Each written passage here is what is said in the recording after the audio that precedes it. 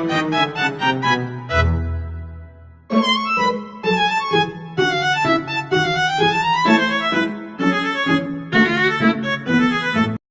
teman-teman, nah sebelum masuk ke analisis saya, terlebih dahulu saya akan menjelaskan secara singkat bagaimana sih kasus dari Reza Gladys dan Nikita Mirzani nih teman-teman. Nah, kasus ini itu bermula dari perseteruan di media sosial pada November 2024. Nikita Mirzani memberikan ulasan negatif nih terhadap produk skincare milik si Reza Gladys yang nama mereknya itu adalah Gladfitsha. Tak terima, Reza menghubungilah asisten Nikita bernama Mail. Nah, Mail tersebut yang justru dia meminta uang 5 miliar nih. Setelah negosiasi, Reza menyanggupilah 4 miliar dan mentransfernya dalam 2 tahap masing-masing 2 miliar. Merasa dirugikan, Reza itu melaporkanlah kejadian ini ke Polda Metro Jaya pada Desember 2024 nih. Nah, Nikita akhirnya divonislah 4 tahun penjara oleh Pengadilan Negeri Jakarta Selatan pada Oktober 2025 di tingkat banding. Hukumannya diperberat menjadi 6 tahun dan kasasi ke Mahkamah Agung ditolak pada Maret 2026 sehingga vonis 6 tahun tetap berlaku. Nah, sebagai perlawanan balik, pihak Nikita mengajukan gugatan perbuatan melawan hukum senilai 244 miliar atas dasar perjanjian kerjasama yang tidak dijalankan serta kerugian material dan imaterial. Nah, saya akan masuk ke kerugian material dan imaterial. Nah, kedua pihak sama-sama kan mengklaim sebagai korban nih ceritanya. Mereka menciptakan kalau mereka itu korban berdua ini. Nah, kerugian material Reza paling konkret yaitu 4 miliar yang telah ditransfer. Terus didukung bukti rekening yang kuat. Kerugian ini imaterialnya itu mencakup rusaknya reputasi dia sebagai dokter, penurunan omset bisnisnya, dan tekanan psikologis akibat serangan masif di media sosial. Sedangkan di pihak Nikita Mirzani mengklaim bahwa kerugiannya itu berpijak pada narasi bahwa 4 miliar adalah pembayaran sah atas jasa endorsement yang kemudian berujung penahanan, pencemaran nama baik, kerusakan karir, dan trauma psikologis. Itulah dasar gugatan 244 miliar miliknya. Nah, pengadilan pada akhirnya itu lebih meyakini konstruksi kerugian Reza karena bukti transfer disertai konteks ancaman nyata yang terekam dalam percakapan digital. Nah, selanjutnya pembuktian kausalitas nih. Rantai kausalitas pidana versi jaksa itu berjalan logis. Jadi dari ulasan negatif, ancaman akan terus mengulas buruk, transfer 4 miliar, kerugian terbukti ini diperkuat bukti chat, rekening, dan fakta bahwa uang ini diarahkan ke rekening PT Bumi Parama Wisesa atas nama Nikita Mirzani. 3 tingkat pengadilan menerima rantai ini sebagai valid. Kubu pihak Nikita membalik narasi, bukan ancaman pembayaran kerugian, melainkan kesepakatan endorsement. Nah, jadi pembayaran prestasi ini, mereka juga mempersoalkan dakwaan yang menyebut kasus ini soal skincare. Padahal, Reza sendiri mengakui perseteruan ini bermula dari urusan pribadi sebenarnya. Namun, argumen ini tidak berhasil meyakinkan pengadilan. Jadi, dalam gugatan perbuatan melawan hukum perdata Nikita, kausalitasnya menghadapi hambatan besar, sulit membuktikan bahwa tindakan melaporkan ke polisi adalah perbuatan melawan hukum, sementara laporan itu sendiri sudah terbukti benar dan berkekuatan hukum tetap.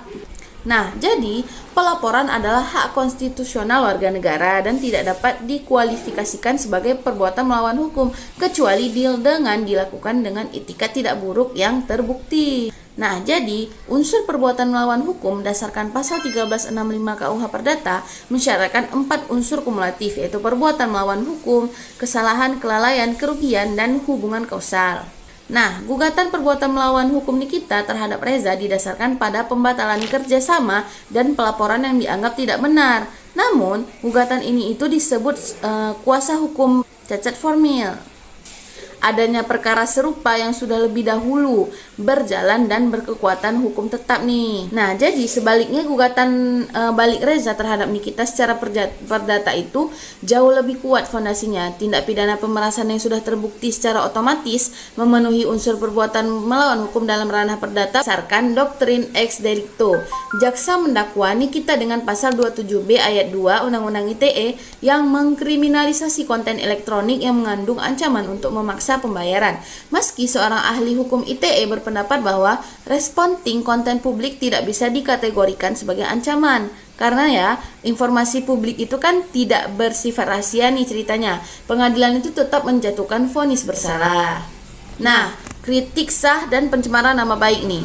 Ini adalah titik yang paling krusial sekaligus paling filosofis dari kasus ini. Mengapa?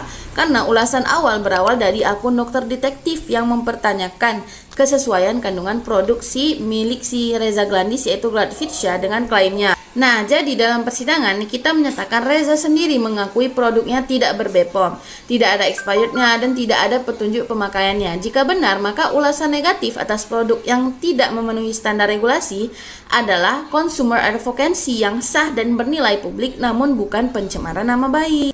Analoginya itu sederhana. Wartawan misalnya yang menulis korupsi adalah jurnalis, tetapi jika ia meminta uang agar berita tidak terbit, ia menjadi pemeran pemerasan. Ulasan negatif Nikita pada dasarnya itu sah, tetapi penggunaannya sebagai instrumen pemaksaan ekonomi itulah yang melanggar hukum. Media sosial. Jadi kan akibat hal yang dilakukan oleh Nikita ini menjadi pertanyaan, media sosial itu bisa menjadi ruang bebas kita untuk mengekspresikan kita sukai atau justru menjadi ranah perbuatan melawan hukum yang merugikan orang lain. Nah, jadi dari kasus ini melahirkan dua bentuk perbuatan melawan hukum yang kontemporer.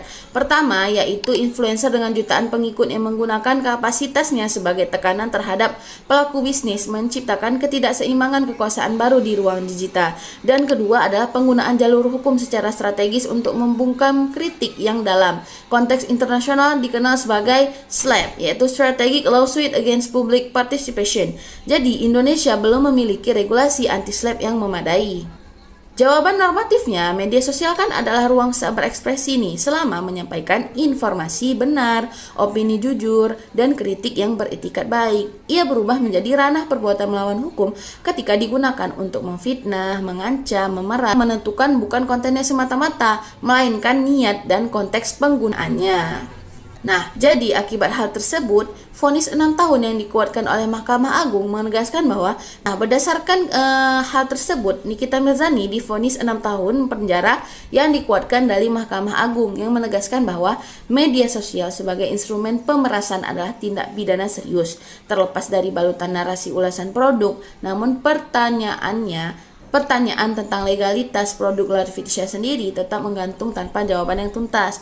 Yang paling mendesak dibenahi adalah kekosongan regulasi dalam membedakan legitimate consumer advocacy dari digital exploitation serta kebutuhan mekanisme anti-SLAP agar warga yang juga menyuarakan kepentingan publik tidak mudah dikriminalisasi oleh pihak yang kepentingan ekonominya terancam.